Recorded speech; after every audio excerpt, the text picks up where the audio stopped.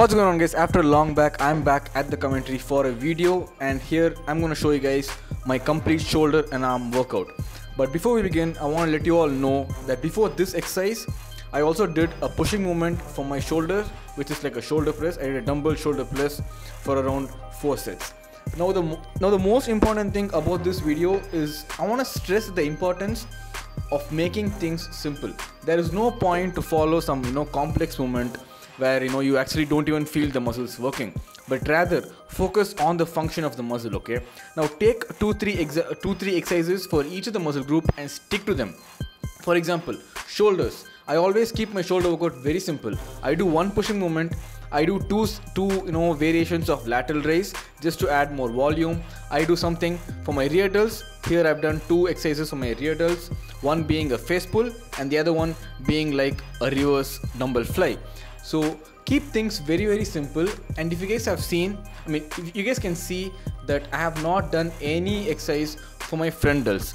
The reason being that the front delts will anyway be worked in all of the pushing movements, and also when I work my chest.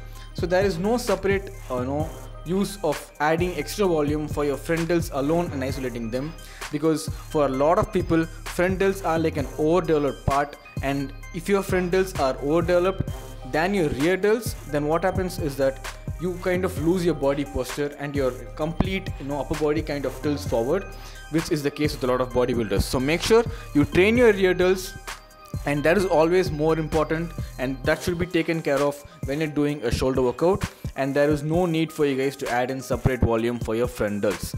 Now moving on to my arms. Okay, now you guys, I have really big arms, and I think it's kind of an overdeveloped part for me.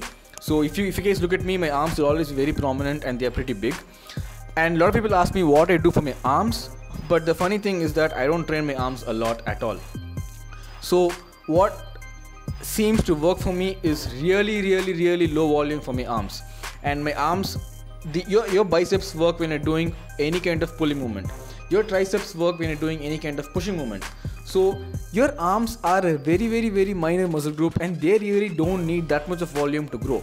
Now I see a lot of people doing arms every day, and that is one of the reasons why their arms don't actually grow, is because they're overtraining them. Okay, keep things very simple. I do 2 exercises for my biceps and 2 exercises for my triceps, each having around 4 sets, 12 to 15 reps.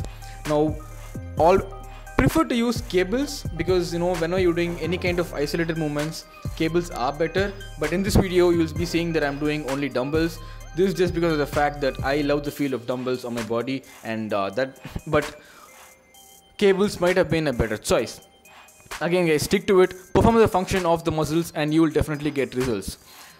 Bicep extension, bicep curls, tricep extensions, hammer curls, and overhead extensions. These are the 4 main exercises that you guys have to do for building your biceps and triceps.